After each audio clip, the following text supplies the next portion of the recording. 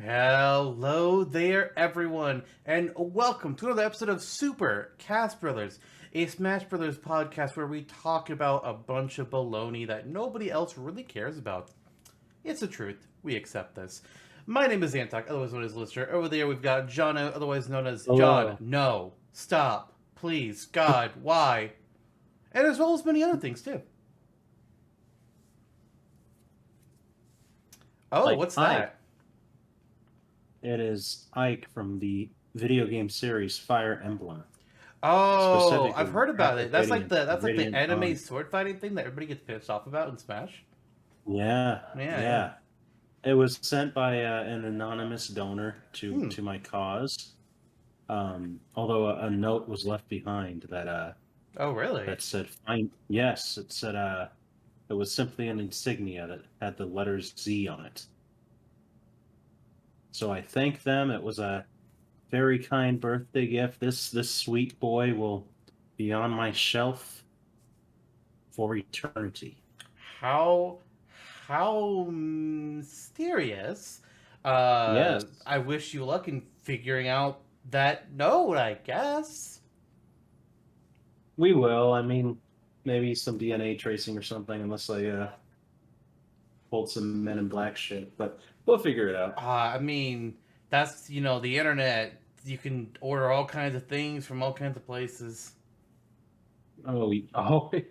Are you talking about one of those murder evidence boxes? I heard about those. No, no, no, no, no, no, no, no murder. Oh, There's you no mean this? evidence. There Okay. was Okay. nothing untoward. It's just, I guess somebody was like, "Hey, wouldn't it be nice if he had a little Ike figure?" This is a big Ike figure. Oh, oop, Oh, they Ragnar is not fitting on the shelf. I'll put him back on the shelf in my bedroom. you just have to like have like a little shelf attached to your outfit, so you can just like ride around Hmm. with you throughout the day. No, get one of those baby the things where Well, you can strap a baby on your chest and put Ike in there. okay, Do it. You won't. okay. I probably would actually do that. That's pretty entertaining. Well, kind I of mean, fucking this is the weird. closest to an actual baby that I'll be having. No, that's your dog. Yeah, that's true. Actually, that's a fair point. Isn't that right, you down there? Oh, True Mark's there. Pat, pat, pat. Oh, he's always here. What a friend. Pat, pat, pat. He enjoys the axe. He is not. Xanthi Alright. does. I don't know who that is.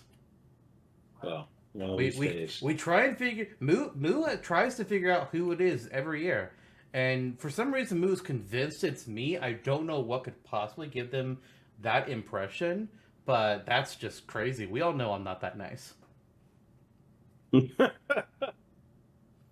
I that's would why I was gonna never, thank you. I would You're never right. buy somebody an Yeah. anonymous gift and send it to them. Never. Yeah, precisely. I know you. I know you wouldn't, you dick. I gotta know. I gotta know. I gotta know. Before we move on to our main topics here, what was your immediate reaction when you opened the thing up? Okay, so my first reaction, I mean, but just before that, I was like, "Oh, um, this must be Walmart with the root beer." The label says from Good Smile, though. Oh, I know. This one the guy pulled up in my driveway. Um, and then I opened the door and I was like, "What is this like freaking big ass box?" Like this thing is pretty big. I don't know what the scale will look like on video, but the I box is mean, like we five can times its like size. hold it in front of your face, like directly in front. No, I mean like against your face. Yeah, see, there's the scale. It's bigger than his head. Yeah, which is pretty damn cool. So the box is very large. Right, it's like that big. It is about the size of your axe, actually, if I'm thinking about it. So when I opened it, I was like, "What the hell is this?" It actually did not say like "Play Asia" on it or anything. It just said "To Jonathan from," and I was like, "What?" It was completely like there was no return sending address, and I was like, "Is this like a bomb or like poison? Like what the fuck is this?" Miasma, Dark Spikes tea. Precisely? And then I opened it up, and it said "Fire Emblem Ike," and I was like, "Oh!" And then I opened it up, and I brought it to my bed, and I put the box down, and I took pictures of the box, and then I uploaded them to our friend group on Discord, and said, "Oh, what did I say very specifically?" I was like, "Okay, It's like, which which one of you bastards did this?" fuckers did this? I specifically said, "All right, funky bunnies, it's time to fess up and reveal which one of you's got Papa Johnna this sick gift." And I considered then, not responding. I was like, yeah, should I say something? yeah. Give it a while. I could have assumed it was you because I wasn't. The pickings would have had to have been slim. It would have right? been me or Jake. It would have been me or Jake. Yeah. You, Jake, maybe Eric. Otherwise, no idea. I had a feel. I was leaning towards you. Of course. But then you sent me confirmation. I sent you a picture of Ike smiling, which could have meant anything. Yeah.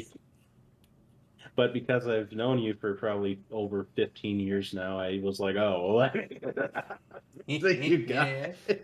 Got him. So, Personal victories. yeah, now I got him. Now I You got do. him. Yeah. You do. Look, Touch that pat on the butt. phone. Which one? I said butt. There's only one butt. Oh, sure. Oh, on him. Yep. Yeah, touch his butt. Okay. Touch the butt. There you go. Now you get pulled up to Sydney. Wait, what? Finding Nemo. Oh, yeah. Touch the butt. Oh God. Now And you then the got little it. girl with the freaking dentistry off appointment. There. Yeah. Yeah. Yeah. I'm a piranha. Nah. It's my sister religiously quotes like once a week at the very least, and gets on my last nerve. Like, oh my God. So you need to find something that gets on her nerve and just repeatedly quote it to her. That's pretty much just me saying hello. That gets me. Yep. Or Anybody else singing just like breathing in my general direction is like, oh fuck, there's another person here. God damn it. That'll be another reason why we need to get out of the escape room faster. Yep. Speaking of Fire Emblem, Mm. I think it's worth noting how we like made a complete 180 on Fire Emblem Warriors Three Hopes since we talked mad shit about it during the Violet episode. Yeah, I turns think out that you should have tried before you buy. Yeah, that was just the last episode, and then pretty much like that night, I think it was like the next day. I downloaded the demo just like to see it out. I was like, okay, this is actually playing pretty good. I like the character interaction. I feel like the characters are interacting better in Three Hopes than they did in Three Houses. It's the main game has released now. I've been playing it. I'm up to chapter 6 on Edelgard's route, and I'm enjoying it so far. Chapter 6 is the first time I feel like I've actually had to deal with difficulty. There's one map I played where it's like, yeah, there's like 3 or 4 units that we're not telling you where they are, but we are telling you that if they die, you lose. Like, oh. I lost like 3 times because it was just like, oh, hey, there's a mage here. He's about to die. It's like, I haven't even found the mage. What are you talking about? What? Fuck. Oh my God. And my primary concern with these games is always kind of what I perceive as a wasting of time with alternate universe storylines. Age of Calamity really kind of sold us out hard on that one. Yeah. But like what they should have done this one, what they should have done for Age of Calamity is have the real timeline in the story. Show the devastation, which you see, but like show the heroes lose. Like you have your last day in battle, then you win it, but story wise you lose, and we see the events that happen where Link falls and Zelda gets him taken up to the Shrine of Awakening or whatever the fuck it was called. But then they could have it's like, okay, you beat the main game. Now here's a special what if mode where they play out the events where the 4 characters go back in time and they change events.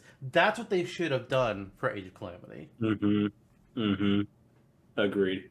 3 Hopes plays it a little bit differently, though. It's there are speculations and rumors as per how it could be influenced in an actual kind of canon way. There was talk due to data mines from the demo that, looking at how these chapters structured, it looks like the last few chapters might be the same for all 3 routes, or maybe all the characters like converged in one area or something. But we don't know if they're all like their own distinct routes, like 3 houses is, or if it's like, okay, here's 3 different routes, and they're all happening at the same time, like they're all canon to each other. The only difference is where your avatar character is, but their impact on the story is not enough to actually change the event. You're just playing through them. We don't really know. We don't know yet.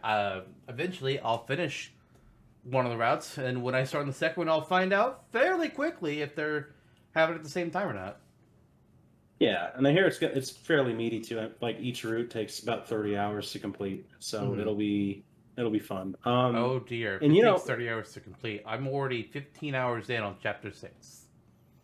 It's going to take me maybe longer than that. Now, to be fair, it almost takes you 30 hours if you just do the speedrun stuff and you don't do everything. But we know me. I do everything. And me with Fire Emblem, I want to do all the support conversations and all that. Yeah, and it's even if it were just an alternate universe storyline, they're handling it well enough and differently enough to where it's like, okay, this is interesting. Shez is actually an interesting character. I think that they are fun. The characters definitely react to them differently because Violet, everybody's just enamored with Violet. It's like, oh, my perfect professor who doesn't know what a smile is. Let me lavish you with praise. Meanwhile, Shez is just like, sup. Yep. And they move on.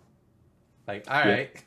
Yeah. I feel like he's more of just a dude than Violet was just like the supreme avatar of perfection. It's like, okay. Yep. Doesn't say a word, but they're like God to them. Meanwhile, Shez actually has a personality. Yeah, Shez is actually cool. Had it not been for them being a sword fighter, Myrmidon, then I would have been like, yeah, they could be in Smash. They're not a Myrmidon.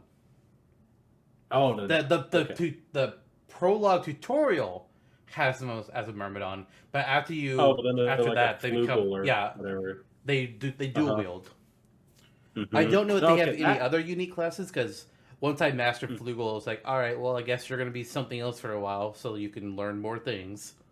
That was actually pretty cool. The dual wielding and the transformation. It's also OP as fuck.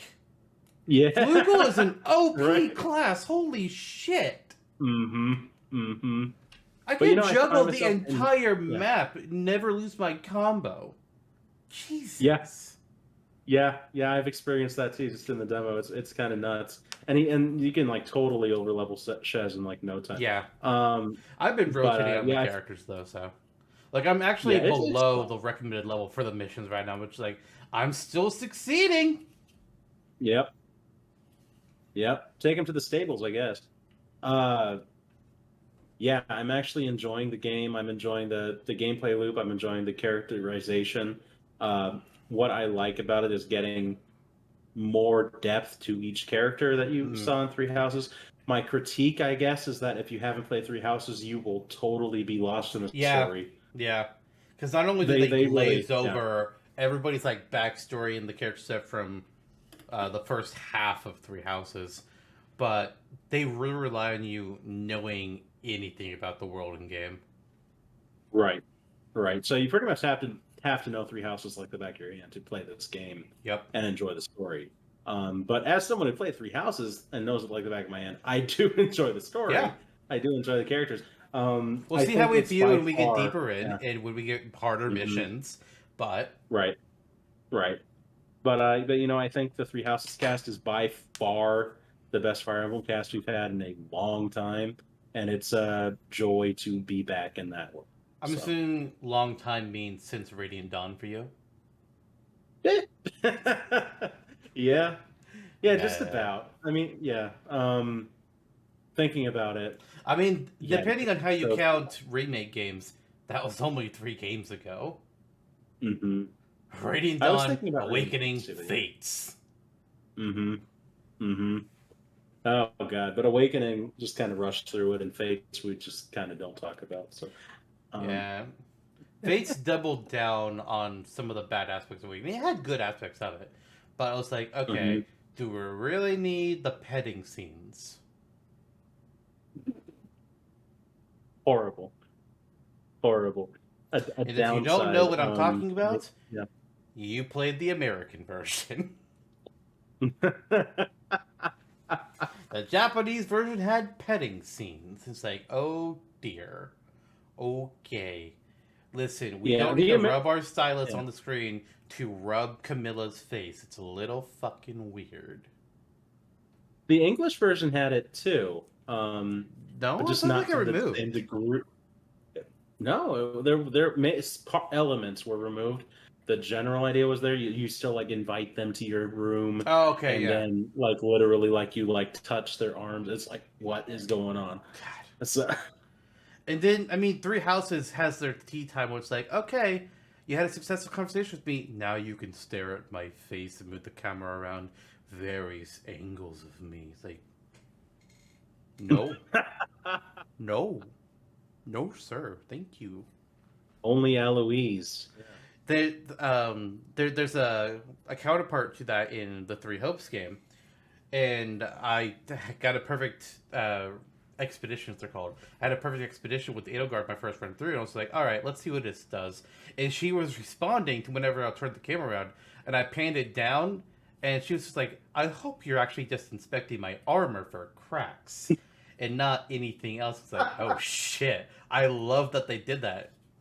Like, she's threatening you here. It's like, you better not be doing what I think you're doing, That sir. is so funny. That is so funny. And yet, if it were Byleth, she would be like, "Yes, of course, yeah." My teacher, and you're like, "Okay." Yeah. I know. All right, though.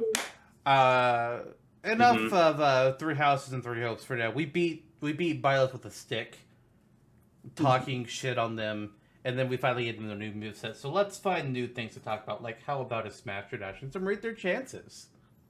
Yeah, Miss Byleth in this. No, Byleth is not Oh, in this one. oh. That was last What's the point? episode.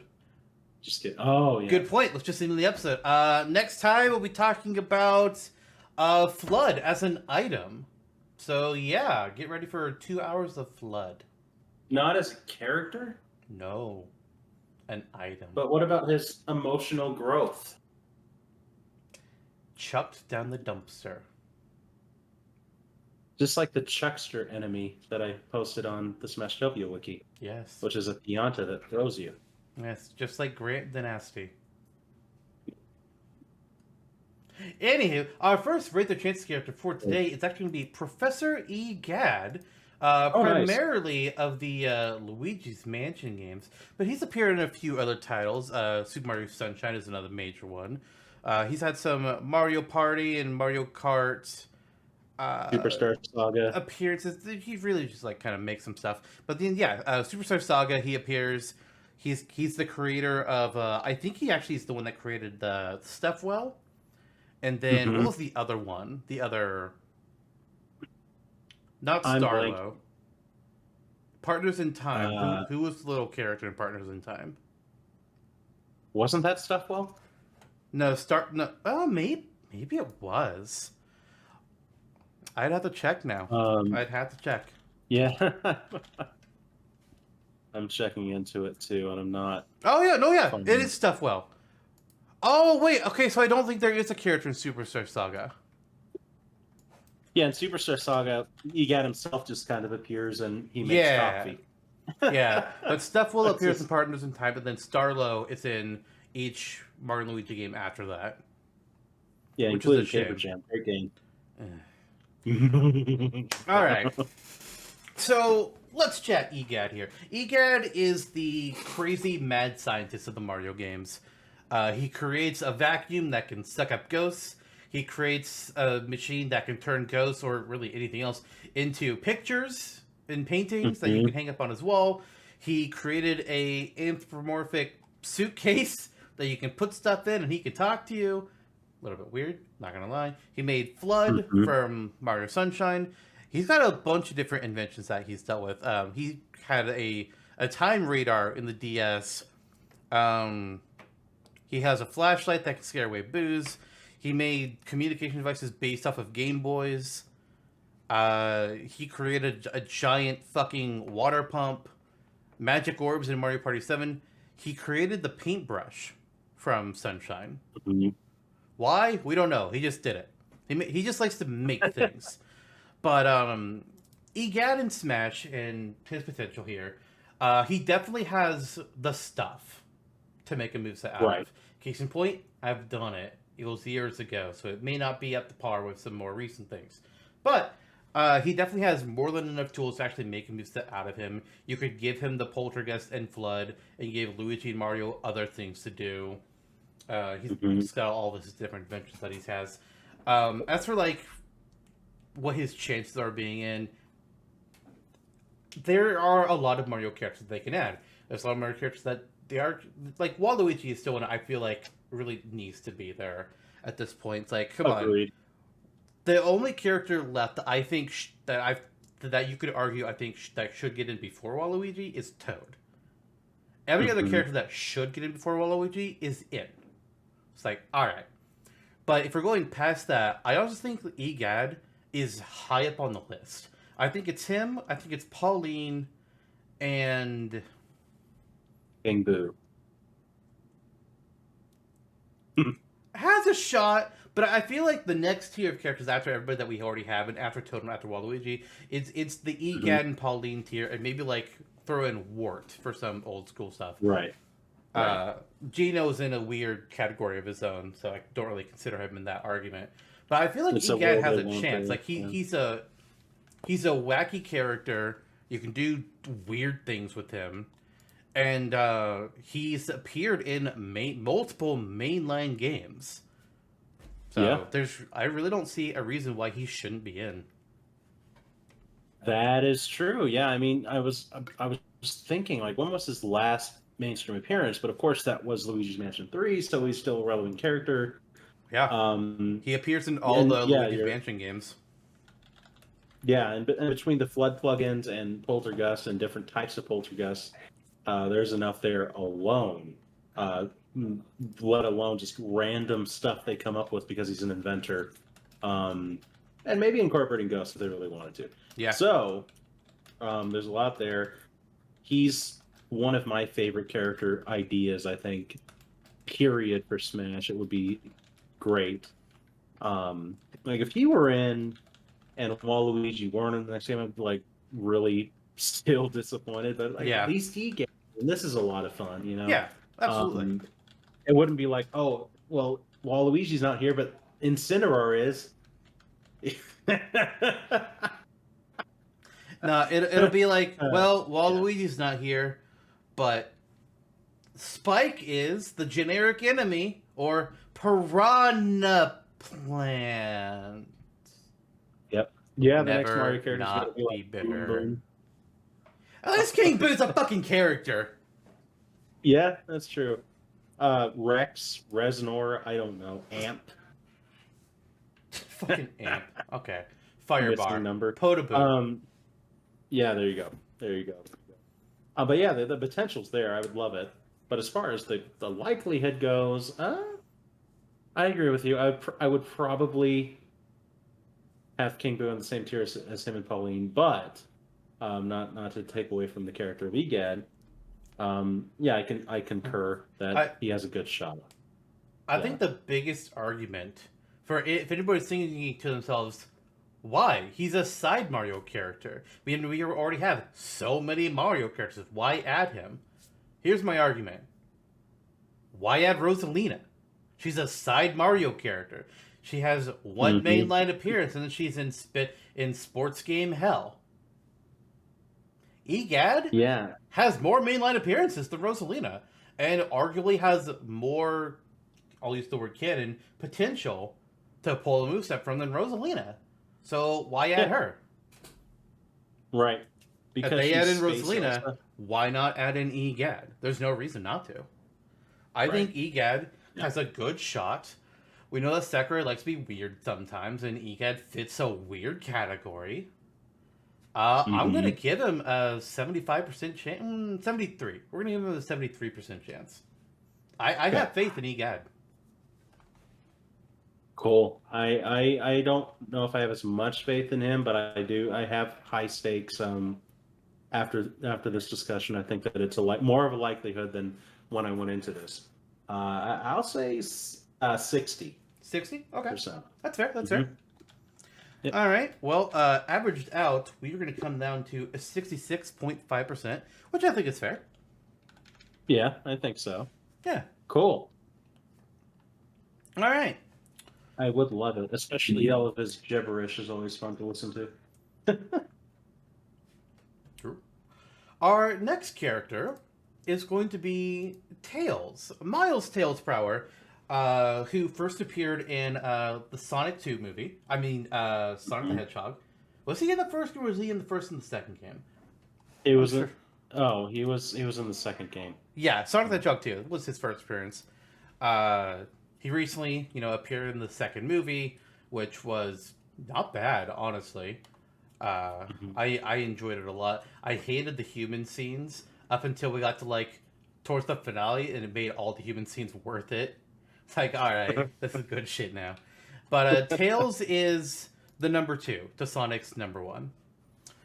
The Sonic series, originally, pre-Ultimate, I was just like, no third-party series should get more than one playable character. Rawr! Instead, give us a lot more different series. And I still, to a degree, am like that. I would prefer to see more series represented than just load up on 1 or 2 third parties. Just my personal opinion there. But if we're going to get another Sonic character, there are several viable options. Tails, Shadow, Knuckles, Eggman. That's the next tier after Sonic. Past them, if they were for some fucking reason they added all 4 of them, and it's like, okay, now you got your Amy, you got your. Is there anybody Big the left? Cat. Yeah, I was Big Kid. Mine was like, no, Big is way below that tier. No, Gamma, maybe Nectar. I guess Rouge, Silver. something. I don't know. Silver, actually, that's a good pick. Metal Sonic, even. But honestly, if I had to pick one of them, I think Tails is my pick. I wouldn't pick Shadow, just because, all right, it's literally Sonic in this with the design. It's literally just Sonic's model, but reskinned. A little bit less exciting for that. He'd fight differently, sure. But I think Tails, he is the player 2 for Sonic. From the very same game, he's always been that player 2. I think he makes the most sense. If you want to add in a villain, sure, Eggman would work for that. But I like the idea of it being Tails. And much like Egad, he has a whole bunch of inventions at his set that he can bring in. He has his own Super Tails transformation, much like Super Sonic. So they have plenty that they could pull from for Tails easily. He arguably has more than Knuckles, Shadow, and Eggman. Well, maybe not more than Shadow, I'm not really sure. But he has enough. He's the original player, too. And as far as I'm aware, he might be the most popular. I don't know. Knuckles might have the popularity bit, but my pick is Tails. I think he makes sense. I agree. I mean, Knuckles is cool, but he, ultimately he's a bruiser, and you're going to get with him kind of the brawly type. Shadow, as you said, he's Sonic with artillery and the Chaos Emeralds. Yeah, he gives him a special edge. I was shocked that we didn't get him as an Echo after getting Ken and Richter. Yeah. In the initial leaks and so on, all leading towards him. It didn't happen. And then we got Sephiroth for another series character. It's like, oh my god. Yeah. So that was a little bit surprising, but I think Shadow has great chances for a pseudo Echo like Ken in the next game, like really high. And then Tails is Tails is also pretty high up there. Eggman, feel like he may come up in discussion again at another point, maybe one day. But, but yeah. So Tails, I agree with you. There's a lot to pull from. So there you go. And it's He, a popular character from popular series, done. yeah. Um, Shadow was the assist trophy in Brawl, and then Knuckles came in. Was he in 4 or was he just introduced in Ultimate? I want to say he was brought in Ultimate. I want to say. I'm Yeah, not sure. yeah, I'm pretty sure. I'm pretty sure. Yeah. Yeah. Um, I pretty much everybody after we saw Richter and after we saw Ken was just like, okay, so Shadow has to be an Echo Fighter of Sonic, right? And we were all surprised, like, what? Yeah. Okay, Yeah. huh? Yeah. Like if we were talking Echoes, then I would say Shadow has like a 90% chance of being a Sonic Echo in the next Smash because it Hmm. just makes sense. But we're Yeah. not talking Echoes. We're just talking like I'm talking full playable character here, at least for Tails' Mhm. sake. He makes more sense to me over the other three. Uh, and honestly, since we did get because like before Sephiroth, none of the extra third party characters we got were fully fledged third characters. Like all of them were echoes. Kin being Hmm. an echo of Ryu, Richter being an echo of Simon, and then every other the very next DLC character or the very next third party character that was from the same series that existing was Sephiroth. And I was like, okay, we've broken the pattern here. That was fast. Yeah. Yeah. So it's like, okay, so I guess the floodgate is open now. And so I now say, Hmm. all right, well, if we're going to do this, then the next Sonic character has to be Tails. It makes the most sense. I'm giving him an 80%. I'm going 80 on Tails. All right. Yeah, I'll say 80 as well. All right. So we're Um, agreed. 80% chance of Tails being playable in the next Smash Brothers game. yeah, assuming that we are doing this where we're having a larger roster and we're pulling from the same third-party series again, Mm-hmm. it just makes sense Yeah, for the reasons you had mentioned. it really does. Tails is a truly iconic character. People have been lying about him being in Smash and Melee on Nintendo Power in Yeah. the 2001 leak. So the precedence is there. Sonic fans want him. Smash fans want him. Uh, it would be an easy get, I'm sure. There you go. Yeah. I still prefer a whole new Mhm. series getting ripped. But honestly, like at least when it comes to Sega, eh, overall. I'm not Yeah, knocking like them. who are they going to I put haven't in? played them. Like Rice Star? I don't know. I'm not super familiar with the Sega games. All I know is that they Mhm. own Atlas. So Yeah, I guess give us Shin Megami Tensei character. yeah. They'll be like, here's Naho Bino or whoever's Yeah, popular one. SMT5. Mm-hmm. Mm-hmm. Instead, That's a cool set. we'll get a second Persona 5 character. We'll get Kasumi. It's like what? What? Damn it! You couldn't have at least given us Narukami. Fuckers. No, they would not be so kind. They would not. Our next kid for Rate Their Chance today is a Star Fox character, Slippy Toad. You can tell we have a theme today. Huzzah! So far, each of Yeah, these people all have been reptiles, inventors, engineers. amphibians. Oh, So, Slippy yeah. Toad, we talked about him a couple times already in different episodes. He was in a previous Smash Desk. I can't recall who, at the top of my head, he was against.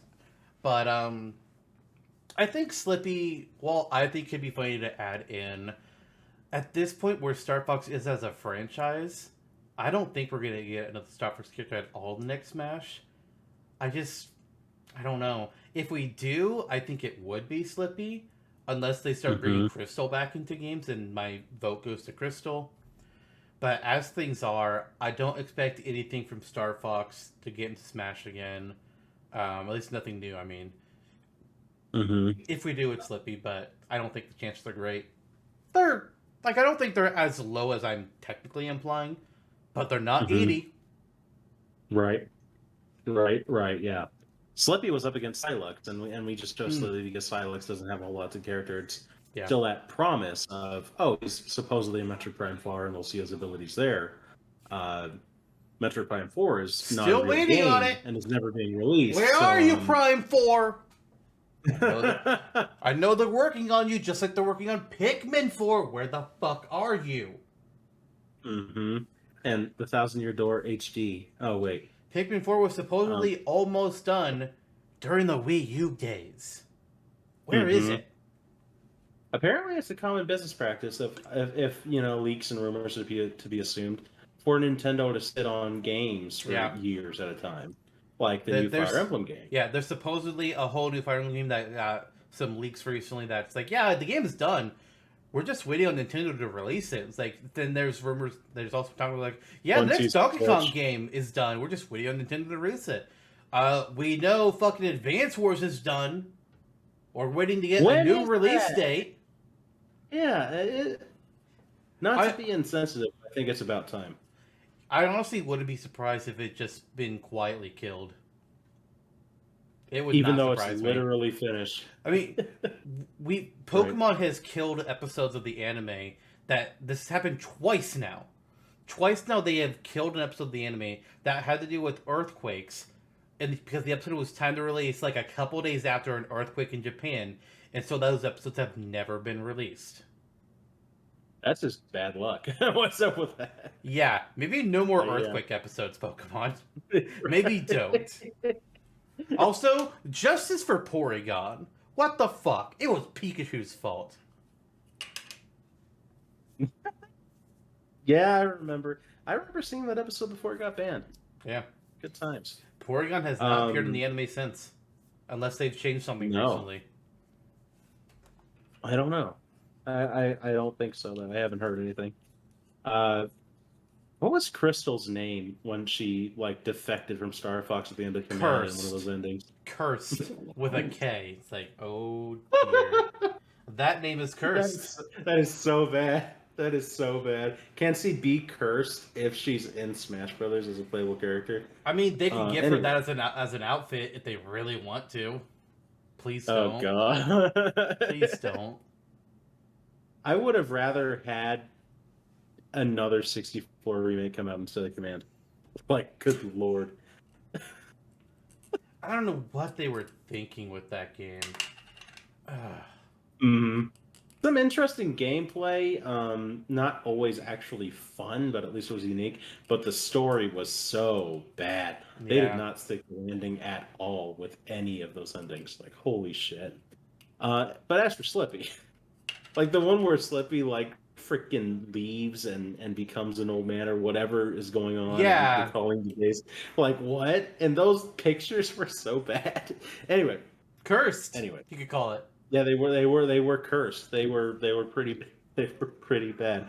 But yeah, I agree with you. Slippy, I mean, we talked about in the Smash Bros. Episode, has potential as a kind of slippery engineer character. He can build a lot of stuff and reap the rewards of the process of building turrets and drones and whatnot. The setup is pretty cool.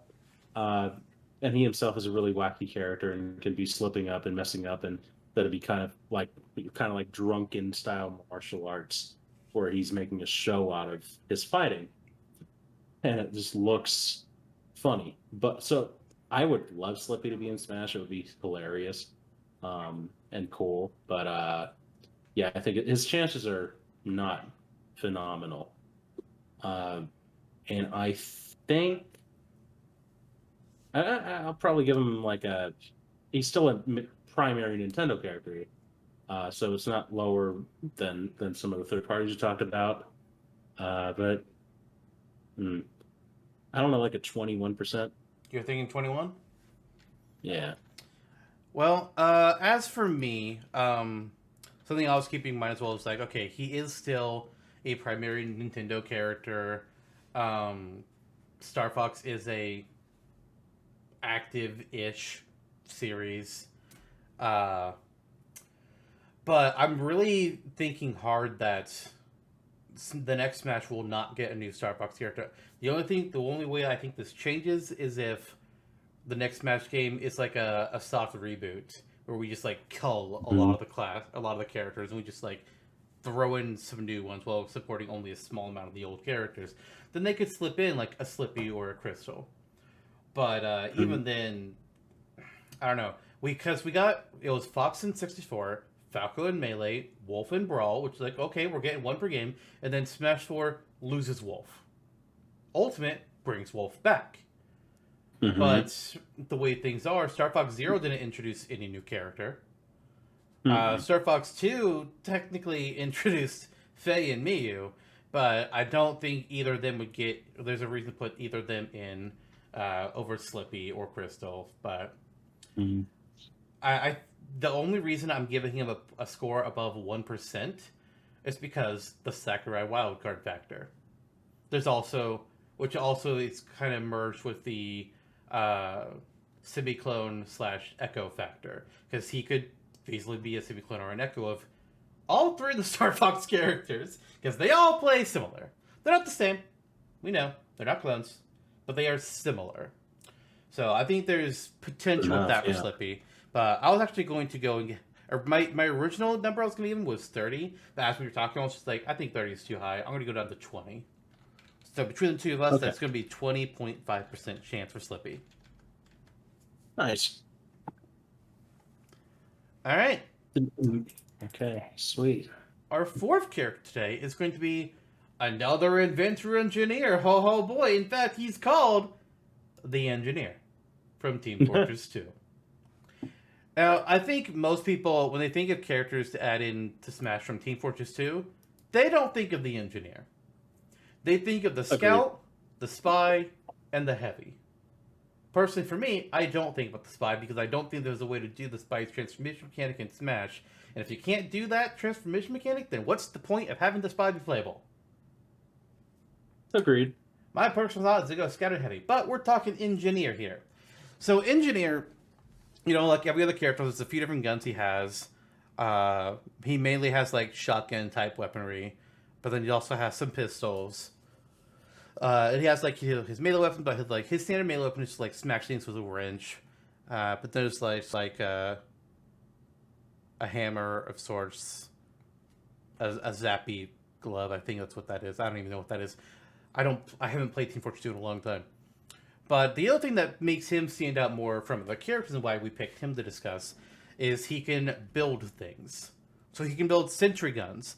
He can build dispensers that will dispense out health or ammo or scrap metal that he can use to build more things. He can build a teleporter. That's really all he can build. But it's still something different that he can do apart from other characters. So they could have engineer in here and just give him like his main thing would be like create a sentry gun and then upgrade it to be better, and hopefully people don't destroy it and making him have to rebuild it again. But as for his potential to get into Smash, I think you could argue that he has the most uniqueness to him, I guess, compared to, um, again, like a lot of the other characters, Heavy, Scout, and whatnot. But I feel like it's low for him just because like he's not one of the big face characters of the game. Mm-hmm. Granted, Arms, it's their face characters are Spring Man and Ribbon Girl, so we got Min Min, but Mm-hmm. I don't know. I don't know with Engineer. Yeah, and I think a point with Min Min too is that Min Min and Ninjara are the fan favorite characters, despite not being the box True, characters. true. There's the Engineer. I think the Heavy is the fan favorite character, and the Scout is the fan favorite character even Yeah, still. So yeah, I agree. I mean, it would be cool to have the Engineer, and I would be slightly confused about it, but I wouldn't be mad about it. Um, but yeah, it's to me not within the realm of too much possibility. So this is going to be a lower score. Yeah. yeah. Mm-hmm. Like I think he'd be cool to have. Just like we should get like some character that can be that sort of building engineer archetype, and he's definitely one of the potential options. There's also So Slippy, Torbjorn yeah. from Overwatch, but I think his Oh, odds are true. even Yeah. lower than the engineers. Slippy as well could do something like Activision, that. man. Mm-hmm. Oh, I wasn't even Mm-hmm. taking Activision into account when saying that I think Torbjorn is lower. a Torbjorn is lower because his game has Oh yeah. his game has even more characters, and they're actual characters than just classes that Team Fortress has. True. So, True. Yeah. Yeah. Yeah. Yeah. but yeah, Very my true. score for engineer, it's gonna be pretty low. I'm actually only gonna make a B. I'm gonna say 5%. Like there's that whole 5% is the Sakurai wildcard factor. That's Mm-hmm. all it is. Me, I'm gonna go even a little lower because I think it's kind of wild card enough to have Team Fortress 2 and Smash period. So I'll go like 2. 2? Okay, that's fair. Mm-hmm. That'll give us a 3.5% chance. Okay. Which Watch him get in before yeah. any of the other characters we talked about.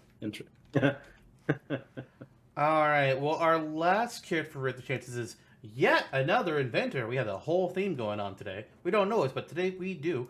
It's Jeff Andonuts from Earthbound. Yeah. So Earthbound so far has 2 playable characters. We have Ness and Lucas. And Lucas is a semi-clone of Ness. They're both the PSI users of the games. The protagonists of their respective titles. We previously made a moveset for Porky Minch on the podcast, the main villain of Mother 3 and secondary antagonist of Earthbound.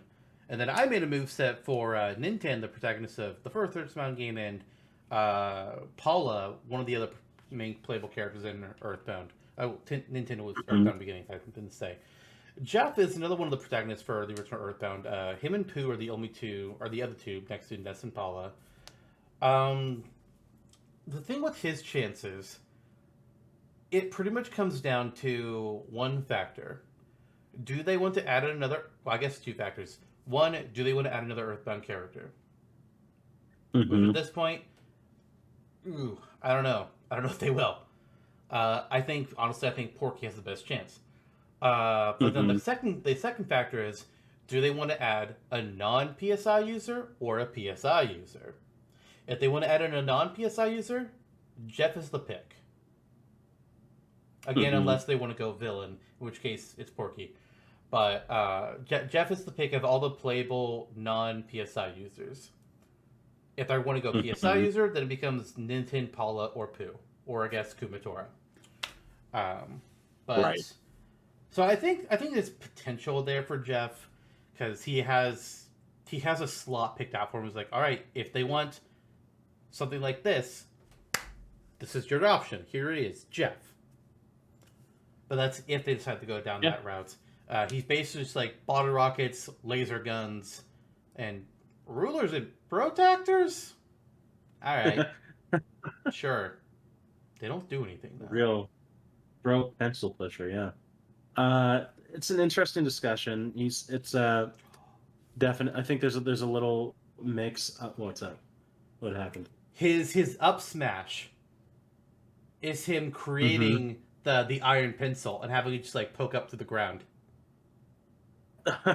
Yeah, there you go. Yes. Isn't he the one who knows the bubble monkey too? Yeah. Bubble Monkey is okay. with the part of the game where you control Jeff as when you're in Winters. Bubble Monkey is your second party member. There you go. You can include that if you really wanted to. Yeah. So it's an interesting moveset, that's to be sure. Between what we have left, Porky for me is high up there as far as potential goes for if they wanted to do another Mother Earthbound character inclusion, as well as just like the moveset capability. That moveset that we made with Trevor on this podcast in the past turned out really well and gotten kind of hyped up for the character. And then I kind of feel like after Porky, Masked Man is high up there, Kumatora as well, and Jeff is kind of populating that second tier below Porky with them, and it's kind of just a mishmash. So if they're looking for a Mother character, it's not a bad place to go. Yeah, it's kind of cool too, having a unique moveset, non-PSI. But are we going for Mother when the franchise is done? Yeah. And Mother 3 has pretty much no chance of being localized. And if it ever does, then that means a Mother 3 character has the highest chances of being added in. Which, again, Porky. It's like, no matter the way you look at it, I think Porky has the best chance of being the next Earthbound rep.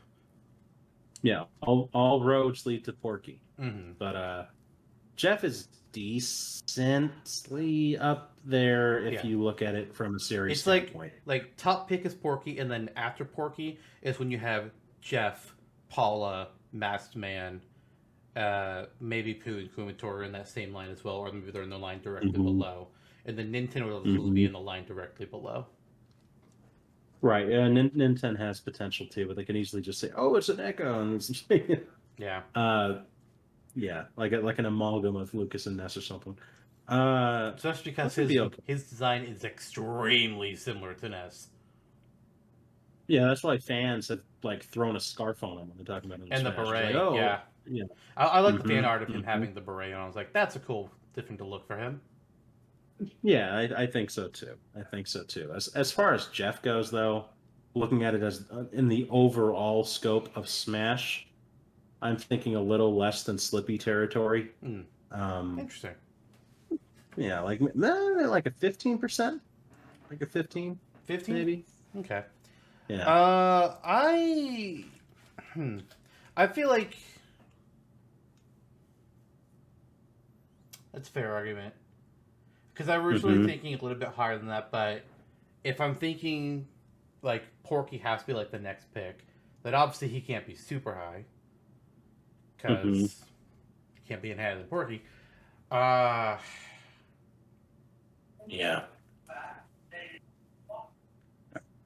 What did I say for Slippy? I said 20 for Slippy. And that was purely the Sakurai wildcard factor. I think if wildcard factor does come into play, it helps Slippy out more than it helps Jeff out. Because with Slippy, you can be, again, you can make him be like a wacky fuck up character. Jeff could have like some wildcard factor into him, but he's not going to be made to be a crazy character. He's just going to be Jeff. Yeah. Right. I kind of feel like 15 might be fair, but I think I'm going to go 18. I'm going to raise it up to 18%. Okay. There you go. Just boost them up a little bit. Not really enough to affect anything, because that still is going to wind it down to 16.5%. But hey, it's there. It is. Higher than Sarah Kerrigan last time, anyway. All right, so that is going to put... I really need to do a better job of creating the sort for this. What the fuck? Oh, why did it sort weird? I don't like that. It sorted dumb. Nice. Wonderful. Oh, I see what happened. Okay. So Tails is the highest one. He's tied for Alpha as the second highest character that we've ranked so far. Tom Nook is still in the lead. Engineer is the lowest from today, 3.5%, which ties with Yuden from Dragalia Lost. Red. Only 3 characters are below the 2 of them. Eddie Riggs, Sarah Kerrigan, and the Trapper. Unfortunate. But that is the end of Rate Their Chance for today, so we're going to move on here to our real topic of discussion, the Smasher Dash. And we've seen so far 5 characters that were scientific engineers. Well, one of those 2 things is dropping. As we move on to our Smasher Dash. These next characters aren't engineers, but they all, I guess you could kind of qualify at least 2 of them as kind of like engineer-y, I guess. But they are all scientists. In fact, they're quite mad. We are starting off with Dr. Albert E. Wily versus... Do they have anything extra to their name? Yes. Versus Dr. Ivo Robotnik, otherwise known as Dr. Eggman. Indeed. So... Indeed. Let's chat about these 2 characters here for a bit here. So, starting with Dr. Wily. Wily is the main antagonist for the Mega Man series, and at least for the classic series. Once you get to X and anything else past in the original timeline, then it becomes like Sigma for the X series, and then I think the Zero series has like a different antagonist each game in ZX and the Legends games. I'm not really sure what Legends has going on besides Tron Bon is like a anti-hero or something. But Wily is the main baddie for all the classic series. You fight him in every game, and each time he's just like, I'm sorry, please don't kill me, I'll do better. And he never does better. He always comes back, he's always the villain. He reprograms robots that either Dr. Light or somebody else programmed to do good. And he makes them not be good. He makes them fight on his behalf. Mega Man goes through all these different stages to fight them. He kills them, he steals their abilities, and eventually makes his way into Wily Castle, where Wily is in one of his various Wily machines and fights Mega Man, only to get his ass kicked. And apparently in one of the games he's an alien? I don't... What? Yeah. One of the games Wily turns into an alien. I don't know what the fuck. Jesus Christ. But Wily is an extremely intelligent scientist. He specializes in robotics. And he makes his own as well as free programming ones, so I'll fight for him. And all his Wily machines he's capable of flying around attacking in. In Smash Ultimate, he was added as an assist trophy inside of one of his Wily machines, where he shoots different elemental orbs of energy at the fighters. In the Battle Network series, Battle Network is in a separate timeline for the rest of the main games, where the split comes from, okay, are the Science Committee going to fund Dr. Wily's robots research or Dr. Light's internet research? And in the Battle Network series, they funded Dr. Light's research. Either way, Light was skilled in both robotics and internet, as we see, considering he created both Mega Mans in both the universes. Well, actually, no, he didn't create Mega Man Battle Network. That was his son that actually did that. But Right. he was still very skilled at robotics, regardless. And either way, Wily is still... Technically speaking, Wily's the same character in classic Mega Man and in Battle Network. He's actually the same guy. He's just on a very different path. and he gets so evil that he calls himself Lord Wily instead of Doctor. Good lord. What a history on that guy. Oh, okay. Yeah. I also like Wily when he bows on the ground after you beat him. Please forgive me. It's like, I guess. It's like, how about not? Anyway,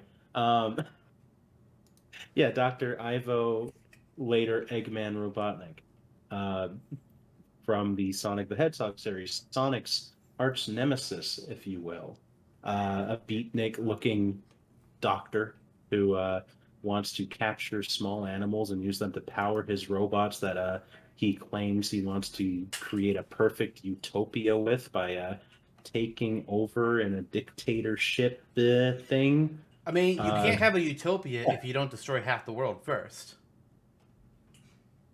You know, you can't have war. After recent events, yeah. You can't have war if everyone's dead. True. You can't fight over resources if everyone is dead. Very true. Oh, in that case, is Eggman not the good guy? Let's ask Jim Carrey. He's next up on the show.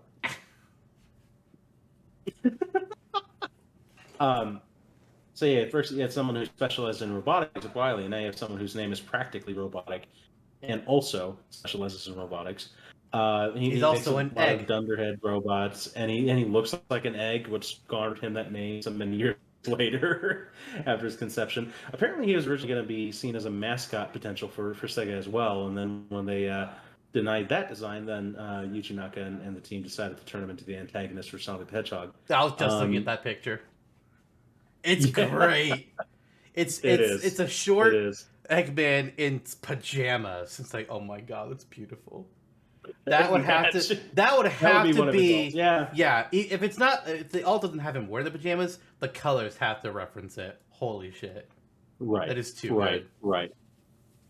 So yeah, he's this kind of eccentric, manic doctor who's attempted to take over the world. He's infested Sonic's homeland in the first Sonic the Hedgehog, and is constantly seen in different egg bots, and like a walking mech, a floating mech with a ball. An egg-shaped mech. Precisely. An egg-shaped mech. And he has egg-shaped robots as well. Um, it all very much sorts out to the theme. I could see him in Smash using that kind of equipment at his disposal. Maybe even totally fighting from a mech potentially as one of the options. Yeah. So and it can transform into different forms, like the one that floats for your up special. You can drop fire or whatever. So there's definitely potential there. As there is with Wily, I feel like these two are pretty evenly matched. Yeah. Eggman, to my knowledge, never becomes an alien at any point. Although, again, he is played by Jim Carrey in the Sonic the Hedgehog movies that recently came out. He also So has that's a close very odd human-ish appearance. So maybe he's an alien. Yeah.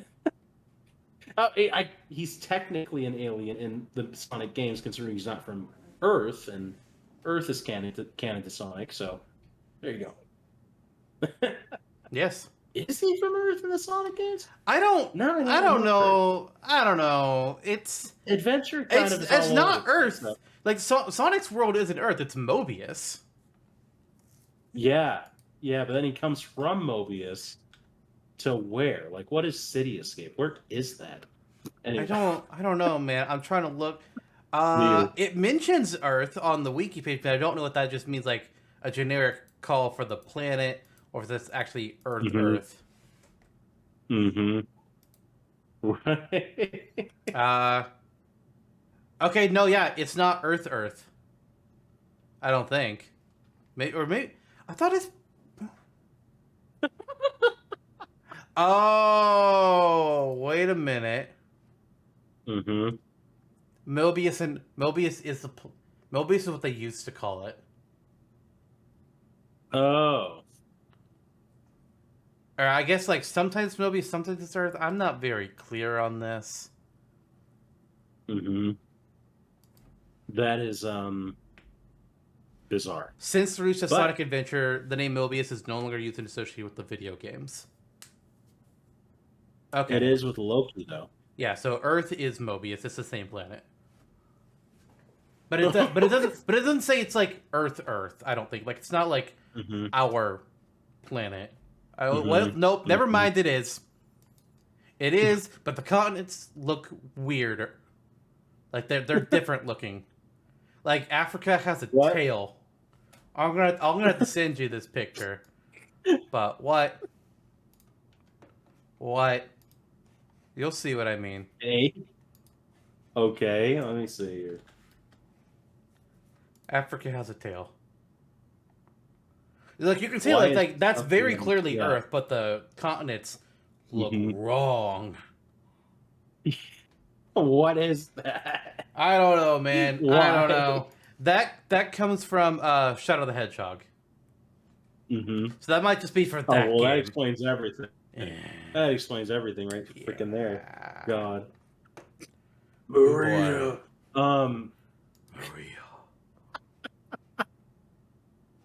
Yeah. So it's a fairly even match. I feel like they both kind of express the same pros here, where they're both kind of doctors who they're the do same more niche. or less the same thing with creating. Yeah, exactly. Which is why we picked them. And Wily, yeah, precisely. Like both of them primarily fight inside of, if not a mech, some kind of ship that they're piloting. And now the question is, which one would we rather have in Smash? This is hard. This is hard to me. Like, I think for most people, it's just going to come down to what series they like, which I think is the case for most of these. Because both these characters could borderline do the same thing with them. Like they could have Eggman being one of his little ships from like the original game, like designing off that. Wily could be one of his various Wily machines. If I'm just like looking at the ones I'm seeing on here, they would probably go with the design from I guess from Mega Man 2, because that just makes the most sense what I'm looking at here. What's the one from Smash based off? Because it doesn't look like it's matching any of these. What is this Smash one? Let's find out what they say. Mega Man 7. The Wily because it's Wily Capsule. I'm looking at Wily Machines. That's why I'm not seeing it. Yeah. So yeah, he has his machines, but he also has his capsules. Because that's totally different. Ah, yeah, that makes more sense. Yeah, they probably put it in the Wily capsule instead of the Wily machine. They could do the Mega Man 7 version. The Mega Man 4 version would also work, or the Mega Man 5, which is, the two of them are very similar. And then give them both the attacks from those boss fights, or they can give him like some of the attacks from some of the Robot Masters he's created, like Eggman or something. Actually, Eggman from the ones he reprogrammed, but you know what I mean. Robot Masters he's utilized. Right. Right. Yeah, it's a cool They both have assist trophy and so on. Yeah. And Eggman he could bring in Metal Sonic or some of his variety of machines. So they both have just like the same. Put them in a machine, or you can make them run around. Which honestly, seeing Robotnik run around a Smash Field would be hilarious as fuck. He would have those just like the weirdest running animation with his arms flailing about. I love it. He would be like running like Naruto, but in slow motion. Like he would have slow. I think he'd be like relatively slow, but have very springy jumps. Like his jumps would be good. His up special might not be good, but his jumps would be insane. I could see that, and I think the Egg Robo, that giant one that looks like him, is a shoo-in for the final Smash. That's the one from the second movie, I think, right? Yeah, yeah. Oh, wrong wiki. I'm on the Mega Man wiki. Ha. I was like, what do you mean no results? Like, oh, that's why. Oh no, egg robos are actually just like the generic robot mooks. Oh, like just the giant like Dr. Eggman robot. I don't know what it's called then. Eggbot. Nope, that's the character.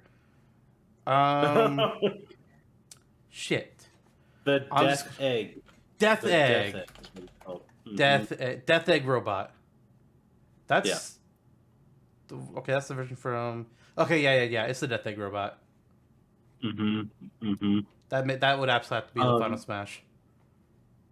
Yeah, absolutely. And then just pull from the various badniks, of which there's just a bunch of them. And Metal Sonic too. Metal Sonic, Metal Knuckles, freaking E123 Omega, whatever Gamma. So there's stuff. I think Wily may have more of a centralized idea to manifest. Like it's easier to think of like, oh, he has these various generic enemies who, in my opinion, have a little more of an identity than the Sonic enemies that Eggman would have at his disposal. Well, the way I would put it is the difference between their minions is that Eggman's minions are their own distinct characters who could become their own thing. Metal Sonic could be a fighter, Shadow could be a fighter.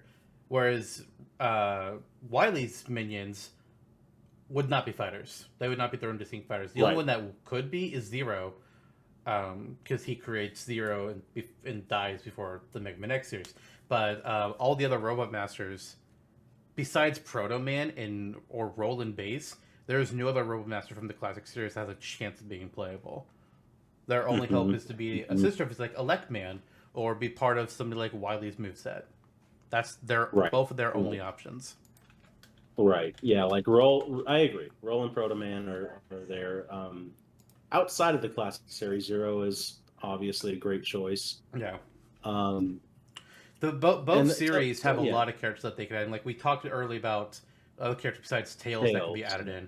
But Mega Man is even more complicated because, like, okay, we have these. If they're gonna add another character from classic series, Roll, Proto Man, Base, Wily are all in consideration. From the X series, you have X, you have Sigma, you have Zero, you have Axel. Then the Zero series has a different look to Zero, but it's still Zero. ZX has Ale and Vent. Legends has Mega Man Volna and Tronbon. Battle Network has Mega Man the DXE. Proto Man the DXE. Base again, another role. And then Star Force has another fucking Mega Man. It's got Harp Note. It's got Thunder Gemini. There's some. It has Rogue. They even have Bad Box Art Mega Man.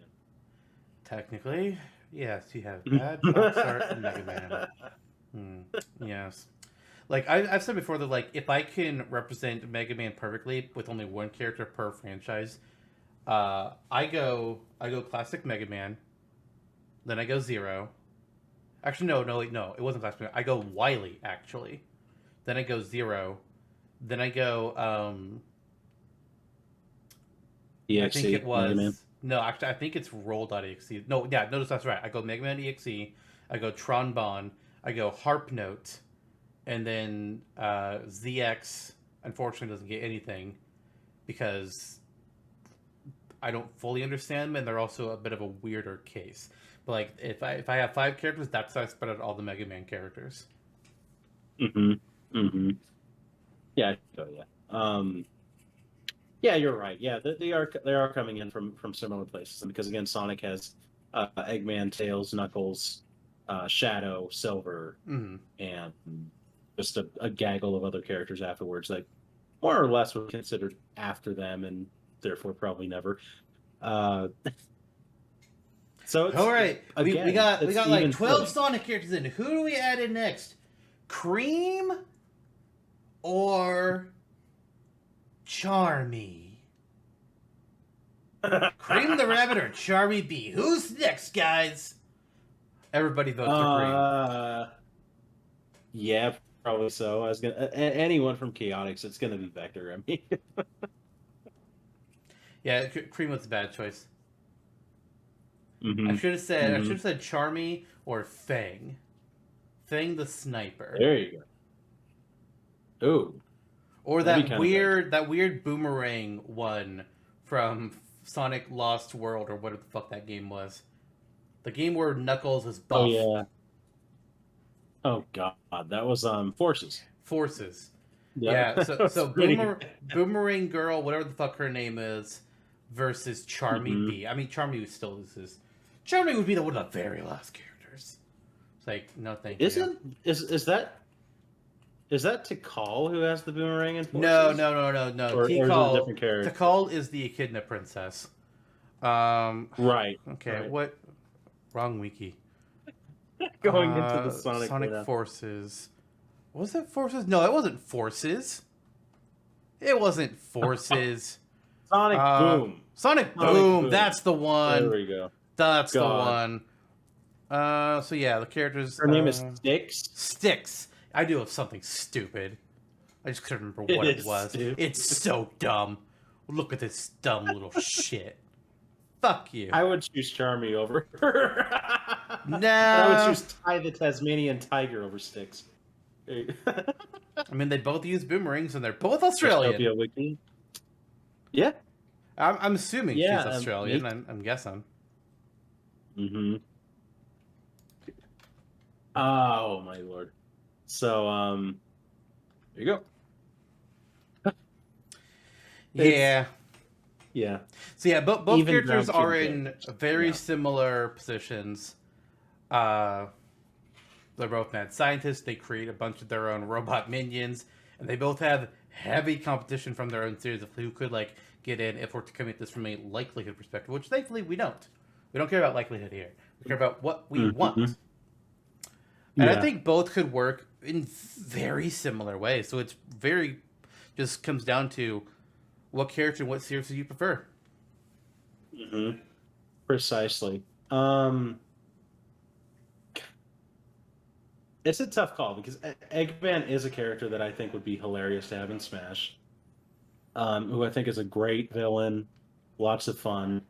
Arguably Very more campy. personable. He has much more personality. Right. But right. Whereas if Wily would have has a unique losing animation. Mm-hmm.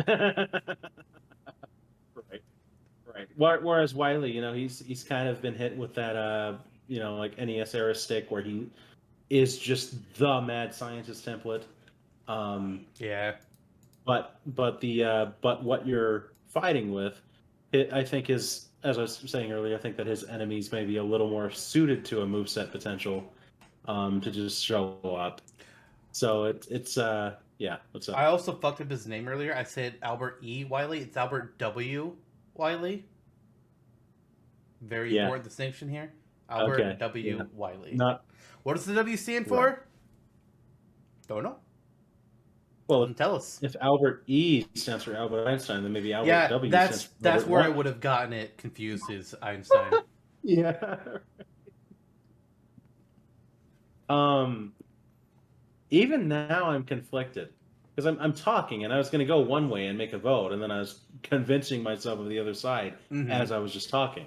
So what are your thoughts on this as well as we go towards the vote? Wiley. Okay, I'm a big Mega Man. Like I'm a big Battle Network Mega Man guy, specifically Battle Network and Star Force. Classic and X were not my Mega Man games. Twilix is a big Mm-hmm. fan of the X games, but for me that's not where I was. But I still have a huge appreciation for them, and the fact, and technically, as I mentioned, Wiley's the same character in Battle Network. He actually is. He's just like I don't know why he turns evil necessarily in original Mega Man, but in Battle Network he turns evil because well, they went with his research over my research, and I'm bitter about it. So fuck the internet. I'm gonna destroy it. Like, okay, Right. what? But that's his whole thing there. Right. Yeah. Oh, oh, wait a minute. Apparently, it's very similar in Classic, because apparently they explain it in one of the later games, in Mega Man 11. Because they revealed in Mega Man 11, apparently there was very similarly, hey, are we gonna fund Dr. Light's research into robot sentience, or Wily's research into the double gear system for robots, which is the big gimmick of Mega Man 11, double gear, and they decided to go with robot sentience, which pissed off Wily. It's like, all right, well, fuck your robot sentience, I'm gonna destroy them. It's like, okay, all right. Robotnik Eggman, on the meanwhile, he just he has a lot more hilarious personality to him. They can be a lot more campy with the things he does, like the way he moves would be funny. His taunts they would lean in on. There's that eagle to go with, but between these two characters, I one of them is considerably more likely than the other. In a real world scenario, Robotnik gets in before Wily, hands down every time. That said, I go with Wily. I think while Eggman is more like outwardly funny, I would love to see Wily added in. Get him either in like his weather capsule, just like fighting with the weapons from the different robot masters. Give him his wrench to beat people over the head with, and then give us that unique losing animation where he just like cries and like bows his head down to the floor, begging for forgiveness. I love it too much. I gotta go with Wily. That's what I was kind of wondering and getting at here is that between the enemies at his disposal as well as the abilities of the capsule and his different robots and robot master forms, would he not have technically more moveset potential since you can look at Eggman and see if he's in his mech? There's a number, a static number of certain things the mech can do, and you put it into place. So Wily, from a moveset perspective, is more interesting. Mm-hmm. Eggman has the more interesting personality. Given that I am who I am, that matters a lot to me. I'm very entertained by characters like him. But in this instance, I'm actually joining your vote, which I don't know if you expected that or not. I wasn't sure because I went into it thinking I'd vote for Eggman, but I mean, I think Eggman does have he does have good moveset potential. He has things to pull from. Yeah, absolutely. One of my favorite death battles is Eggman versus Wily, because it's not Eggman versus Wily, it's Eggman's robots versus Wily's robots, and it's amazing. It's a great battle. I highly recommend watching that one. If you want to skip all the analysis stuff, I don't blame that, and just watch the actual animated battle they do. You gotta at least see that part. That's good. all right. Yeah, Eggman is a top tier choice for me. Like in the Sonic realm, I think I prefer him over even Tails. Mm-hmm. But yeah, I'll go with he would be my next pick after Tails. Yeah. Oh yeah, absolutely. it's either Eggman or Tails for me, and then the other one's in second. It can switch back and forth for me. Wily. For this matchup anyway, I'll go Wily. All right. For reasons we had discussed. Yeah. All right, so Wily wins our first Smash Dash matchup of the day. We'll see him in the near future for the next Tournament of Champions. But now we need to move on to our second matchup. Two more mad scientists who are, you know, a little bit dangerous. And I would not want to cross them in a dark alley. Partially because one is terrifyingly ugly. The other one is terrifying. Terrifying. And I'm, of course, speaking about Dr. Neo Cortex versus Dr. Albert White Wesker. Fuck! God damn it! God damn it! Fuck! At least they're both Capcom characters. That's true. They named two evil scientists Albert with a W last name. God damn That it! was probably intentional. Oh my god. Just introduce Wesker to the class. Wesker is coming after you after that one. Probably. Yes, Dr. Albert Wesker is the lead scientist and development CEO of Umbrella Corporation in the Resident Evil realm. He is the one who generally is known for creating the Resident Evil. His studies in virology go horribly wrong. He creates a series of mutants and zombies and monsters from the pathogens that Umbrella Corporation has created. And after doing it the first time and kind of just like fucking up, he's like, oh, wow, this is actually kind of great. And starts taking these pathogens himself and gives himself essentially like superpowers when he like super speed and strength, and essentially becomes a freaking monster with the Ouroboros virus that he stabs into himself in Resident Evil 4. And is overall just kind of a bad guy. Resident Evil 5. 5. Oh yeah. Wesker's not in 4. Yeah, that's right. It was another hulking monster in Resident Evil 4. It always ends in a hulking monster. Always. But yeah, 5. Good lord.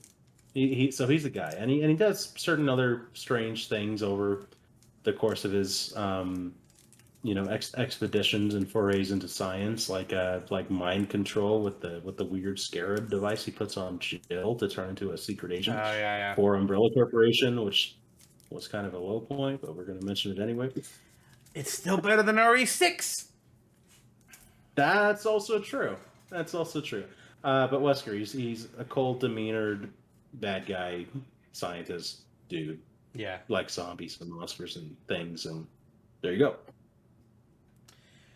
I actually, a cool character. I'm glad we're talking about it. Yeah, I had recently been watching a YouTuber called Apocalypse play through all the Resident Evil games.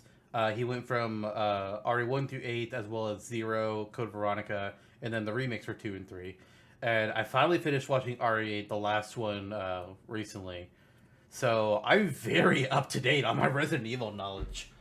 And I was honestly surprised at how little Wesker was actually in the series. Like, yeah, he betrays you in the first game because he's a member of STARS. He's one of the police guys along with Chris and Jill. Yeah. And then it turns out that he was just using STARS to test out Umbrella's experiments, essentially. Be like, all right, let's see how they fare against this scenario. It's like, interesting. I'm going to write that down. But then he reveals his betrayal. RE2, he's not in, I don't think. No, he's not. And then he's not in RE3. He's not in RE4. And then he comes back finally in RE5. He gets talked about in the other games. Like, it's clear that he's still doing things. But he's really only in 1 and 5, which really surprised me. Actually, wait a minute. No, there's a model for him here for RE4, apparently. But I don't remember him doing anything in 4, so I'm a little confused. Okay. It might have been just like he shows up and just like you just see him talk to a guy. I don't remember. You don't fight him. I'm pretty damn sure of that. But I don't remember for sure. It's been a bit since. Oh, he's in the multiplayer in RE4. That's why. Okay. Okay. That makes sense then. I was like, I don't I don't think he was there. Then he's like in some of the other spin-off things, like Revelations 2. He's in Revelations 2. But yeah. As for Neo Cortex now, Cortex is more. The reason why we paired up him against Wesker is Wily and Eggman both deal in robotics. I almost said Robotnik. Like, God damn it. While Wesker and Cortex are more about DNA and organic science. Wesker has the, Ouroboros, he has the T virus, bunch of different viral strains. Cortex is more about, let's take this animal and mutate it. Let's see what happens when I take a little tiger and I make him be tiny. I mean, giant tiger. And call him tiny, but whatever. You know what I mean. Right. Let's have a mutated dingo dial, and we'll call him Dingo Dial. I don't. He takes the animals, he mutates them, and he tries to brain control them to work for him, but it didn't work on Crash. Oops. What I love is that Crash Bandicoot 4, It's About Time, actually shows why it didn't work on Crash.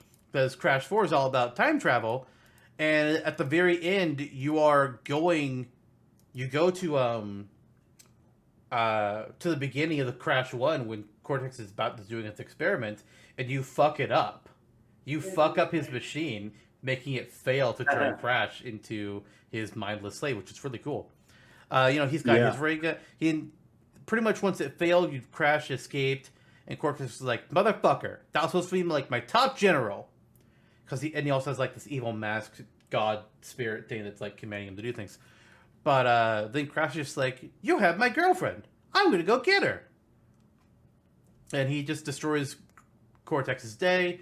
In later games, he manipulates Crash into collecting crystals and gems for him so he can power his machines. And Crash is just like, do. Okay, sure. At one point, they had to work together because of reasons I don't recall. And they can I'm pretty sure, Crash Infinity, I'm pretty sure, like, at one point, Crash uses Cortex as, like, a surfboard or a snowboard or something like that. It's like, wow. That poor guy. Yeah. He's actually playable in Crash 4. One of the things he can do is he can turn platforms like he can freeze things and turn them into platforms or something. I don't remember. It's been a bit since I watched Crash 4.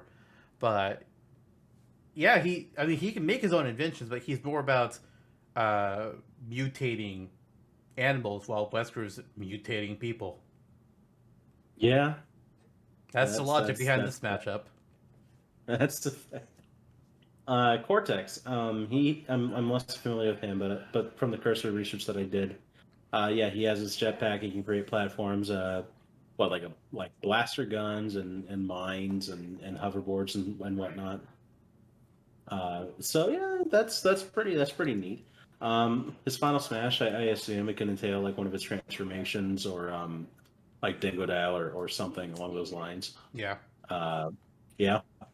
And then Wesker, he was playable in the Marvel vs. Capcom 3 and Ultimate Marvel vs. Capcom 3. They could pull a fair bit from that too, and just adapt it to Smash, where he's using his giant like katana like blade in Marvel vs. Capcom 3, and just several of his like kind of like T virus influenced moves, like his the radiation coming from his eyes, like the Cyclops death stare. I think would probably need to be involved. Mm-hmm.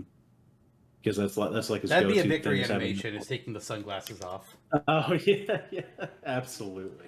Like I feel like his final smash would be injecting Ouroboros in him and then going into his skip the mutated art phase, just go full into the full monster phase and just like unleash on them in a cutscene. That would be pretty freaking cool. Mm-hmm. Just one of those times a cutscene would work. I don't know. I guess he can use like his different surveillance devices from Umbrella and Stars, like the Seeker, or I don't know. He has that one move where he flashes forward super fast and basically bitch slaps you. Yeah. Which I think would be something. He's lean into his strengths as well. I'm trying to remember what else might be in his disposal. Guns. Besides, different guns, and technically speaking, like Cortex can bring his monsters again, like Wily and Eggman could. You can again give Wesker the ability to sub some sort of mook Resident Give him Evil some kind of monster. something with Nemesis the Tentacle Whip or something. That would be pretty neat. He's actually rumored to be coming to Dead by Daylight soon. Wesker? Yes. Oh, that'd be pretty cool. Before the anniversary release, before we knew what we were getting at the anniversary, a leaker came out and revealed, hey, we're getting... the next killer is going to be something called the Dredge, and your starter is going to be Hattie. And then, eventually, we got screenshots, and that was leaked confirmed. But then also, before anniversary, we also got more leaks that were saying, by the way, the next chapter is going to be Wesker as the killer, and Ada Wong and Rebecca Chambers as the survivors. And then the chapter after that is going to have a Knight as the killer. We're just like, what? What? And then at anniversary, they during their anniversary stream, the very last thing they revealed is for the next chapter, they called it Project W, which is like, okay, well that's clear. And like they said it's going to be Resident Evil, but the chapter's going to be called Resident Evil Project W. It's like, all right, well that's very obviously Wesker. So that leak is all true. Right. How Wes is going to look or function, we don't know. I assume it's going to be based on RE5, but we don't know. Right. Yeah, RE5, and then RE6, God especially, have their issues, but Wesker isn't one of them. He's a very Resident Evil has this camp, like this cheesy '80s B movie, just naturally. The dialogue, you're like, what? Yeah. And he fits it to such a T. It is magnificent to see. Mm-hmm. It's an intimidating character, and even when you don't see him, you definitely feel him over the course of the games. It's pretty interesting. And again, Cortex is similar, but also very different. Where you're coming to him from this cartoonish aspect. Or you're the power of two. You're teaming up with Crash at one point and causing all sorts of mayhem with him, and it's about time as well. And again, he has all of these various inventions at his disposal, almost more like Wily or Eggman. Yep. And he's also ugly as sin. Like holy cow, with the N stamped on his head, the giant. He looks like a reject from Jimmy Neutron. Like. It's Man, bad, but have you seen how he looks as a baby? Probably the same. Go right? to his wiki. Go to his Crash Bandicoot wiki page, and scroll down to Crash Team Racing Nitro Fuel shows it. It's like, oh fuck, Christ. Can that be somewhere in his moveset or something? Like, I don't know. At least be a spirit, right? A spirit? Yes, it could absolutely be a spirit. Oh my god! What the? Was he in like Crash Team Racing or something? Yeah, it's actually he appears like in the insane version of Warped. I don't know why he gets turned into a baby in Warped, but yeah, he is a playable racer in Crash Team Racing Nitro Fueled. Crash Team Racing Nitro Fueled, the DLC got a little Nitro Fueled. The devs were on something. Because holy balls. Literally an item box is playable. I'm pretty sure. Yeah, I'm trying to see where did the DLC start. Okay, I think where did the DLC start getting weird?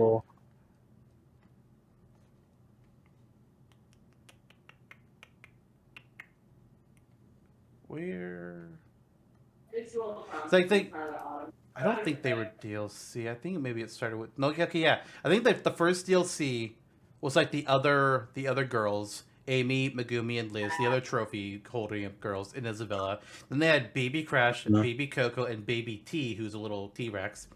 Then they added Spyro, Hunter, and Snork, and I was like, okay, cool, some Spyro-ups, that's awesome. Then we got Komodo Bro, Dr. Embryo, Neo Cortex, Koala Kong, these are all making sense so far, sure. Pasadena, Opossum, and Ebenezer Von Clutch, I don't know what the fuck they're supposed to be from. Same with King Chicken. Then we got Rillo Roo, who everybody hated how he looked.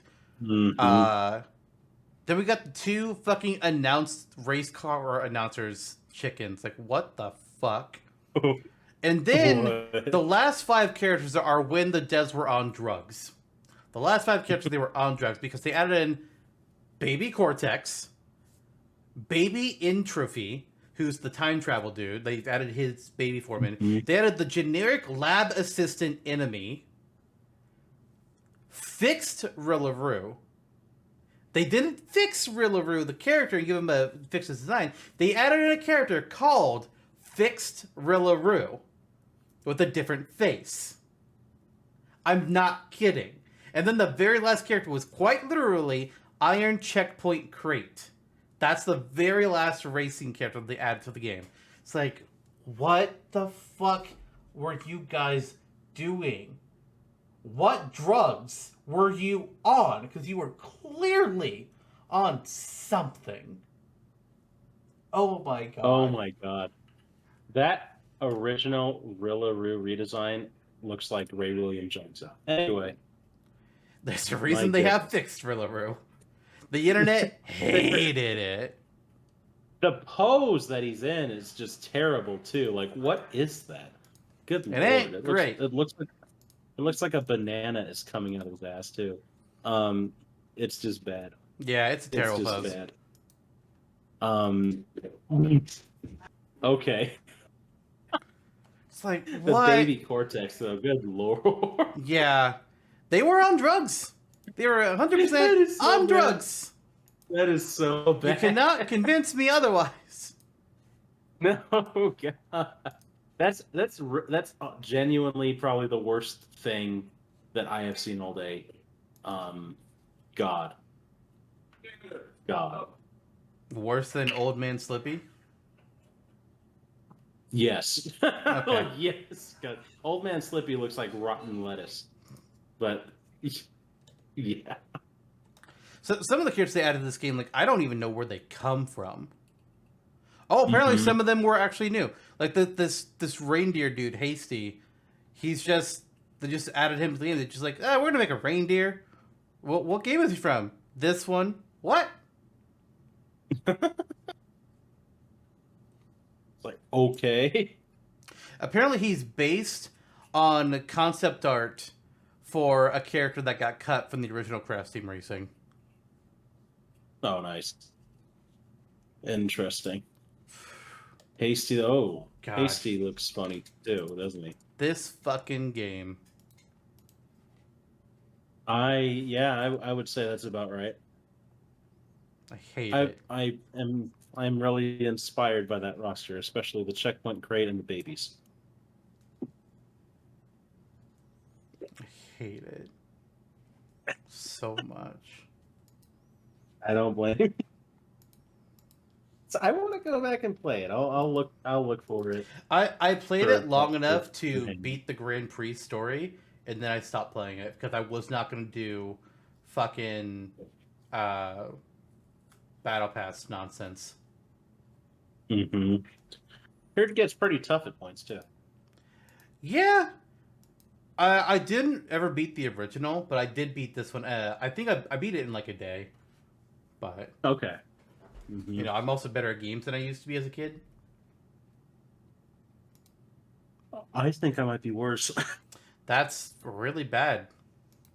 Yeah. Yeah, as a prodigy once. Oh, dear.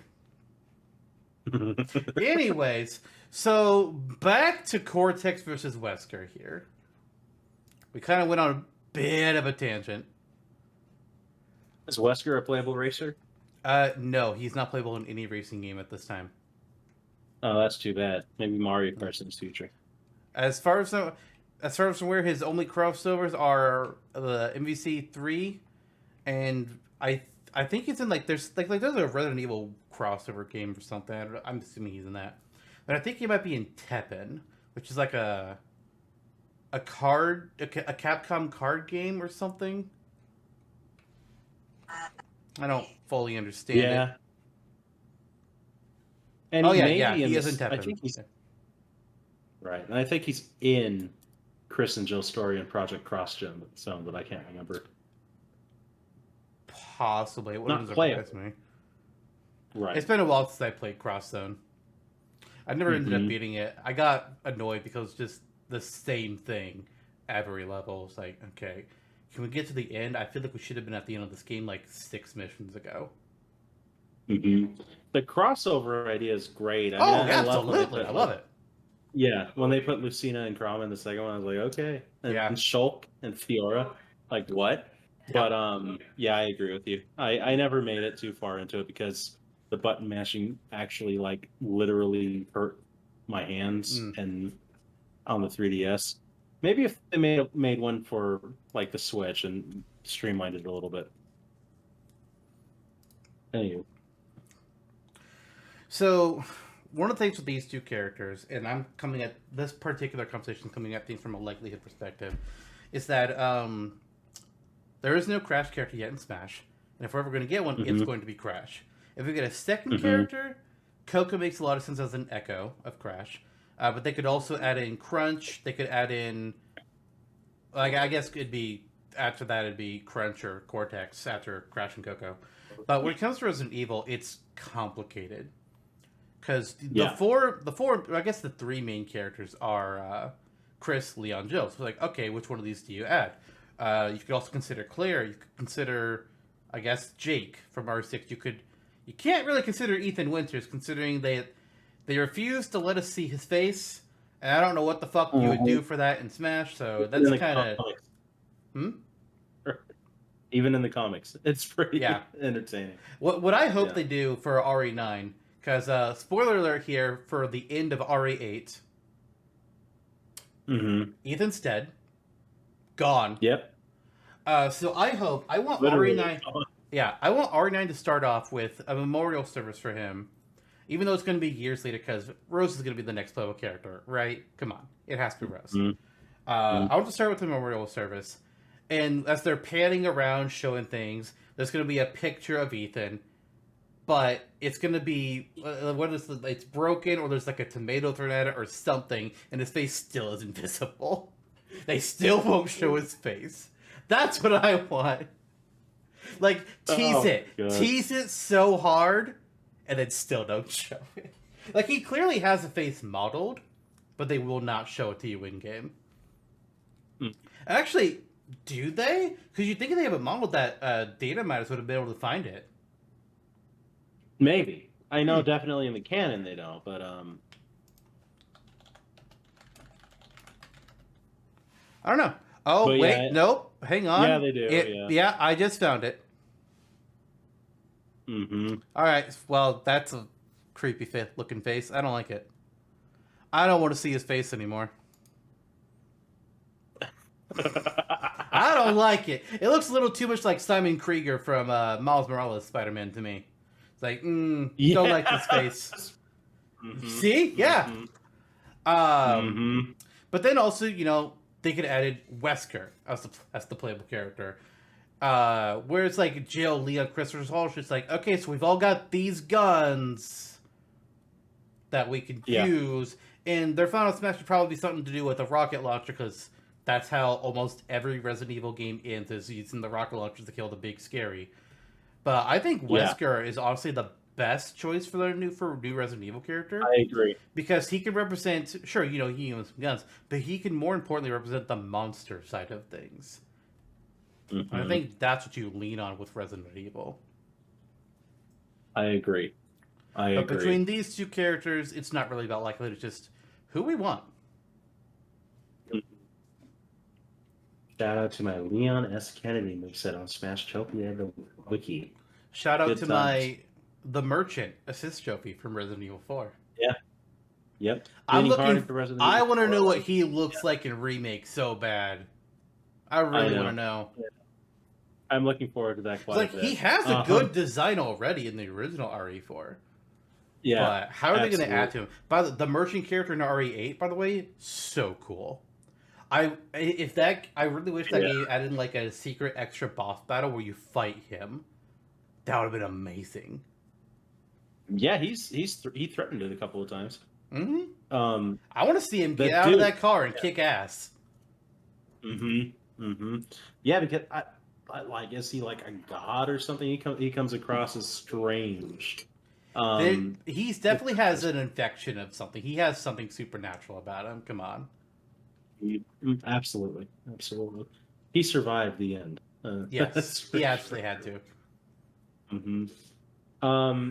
In this case, it's an interesting thought indeed between the two of them. I do have my lean. And I think, okay, I'll just get into it. As fun as Baby Cortex is, it's clearly Wesker for me. Yeah. Between what you had argued and the potential behind his moveset making him the greatest choice for a Resident Evil character, which I 100% agree with.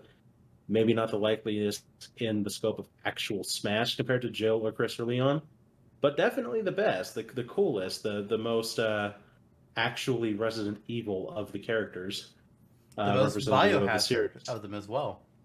Precisely, yes, that's true. Literally, too, considering the shit he's taking. So yeah, I am 100% Wesker on this one. Cortex is cool. Ugly, has an ugly baby that's even worse. He's a funny guy, and he has some. I wouldn't be mad with him in Smash. It's just that I think that he's outclassed. Yeah. Mm-hmm. I like Cortex. I am definitely more biased towards Crash Bandicoot as a series than I am to Resident Evil because hey, one of these is not because hey, Crash Bandicoot's not a shooty game, and I don't do shooty games because I suck. I'll own up to it. I suck.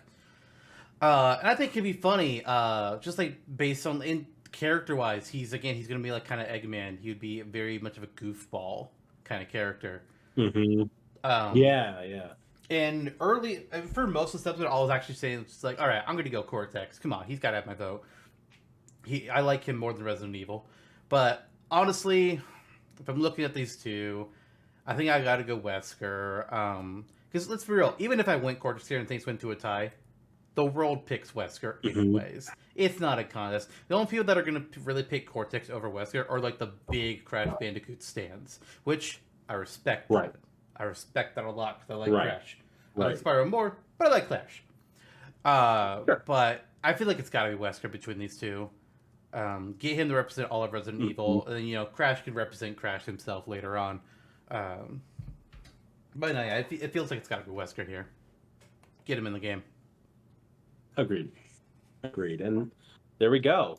There are two matchups. We chose Dr. Wily and Albert Wesker. They are moving on to the Tournament of Champions not too far from the time that we are releasing this episode. Yep. There'll be there'll be one more regular Smash Dash episode, and then the Tournament of Champions will be the final one. Yep. And then we get to season 4. Oh God. Me saying, and then we get to the Tournament of Champions 3 is just enough of an oh god for me right there. Accurate. The finale each season is going to be an oh god, here it goes. Absolutely.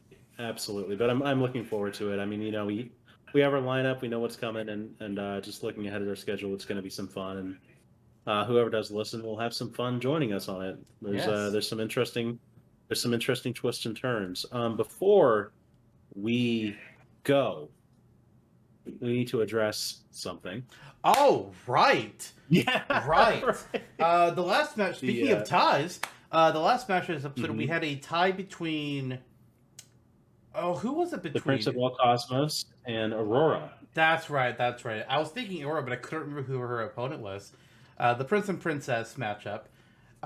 You picked the Prince of All Cosmos, I picked Aurora. So that means they went to the audience to choose which character would win that Smash Dash matchup. And Jonno, what were the votes? Yes, sir. We did the usual thing. We took to social media, the Instagram polls, the Twitter polls. We asked our close associates for some votes. And at the end of the day, the Prince of All Cosmos has won against Aurora. All right. Not unexpected. Even in that whole episode, I knew like me picking Aurora over the Prince was like, Prince is going to win that matchup. It's not a contest. Right. And to be honest, looking at the numbers, it kind of wasn't. But wait, what? Was it close? It was the Prince garnered over 50% of the vote. Okay, so yeah. It wasn't. Well, I mean, of course you have to get over 50% of the vote. There's only two choices. That's true, isn't it? Over 75% of the vote. Okay, that makes more sense. Jesus. But I think it was a worthwhile matchup regardless. It's been a long time since we had a toss up like that, Yeah. a tiebreaker. And Aurora's a fun character. Like there's definitely potential from Child of Light, and I love the aesthetic of Child of Light. The game itself wasn't that bad either. I enjoyed playing through it. So. All right. Mm-hmm. Well, with that, today's Smash Bros. Episode is done. Next time, on topic, the penultimate on topic of the season. And we're a fairly light discussion ahead of our finale discussions in the following cycle. But we're going to be talking about stages across Smash history. Yeah. Ones we liked, ones we didn't like, our favorites, ones that we wish would die in hell and never come back, and ones we think should have come back in Ultimate that didn't. And there was only 12 or something stages that didn't, that aren't in Ultimate. It's like, what the fuck? But we'll get there. See you all then. Bye, everyone. See you all then. Good day.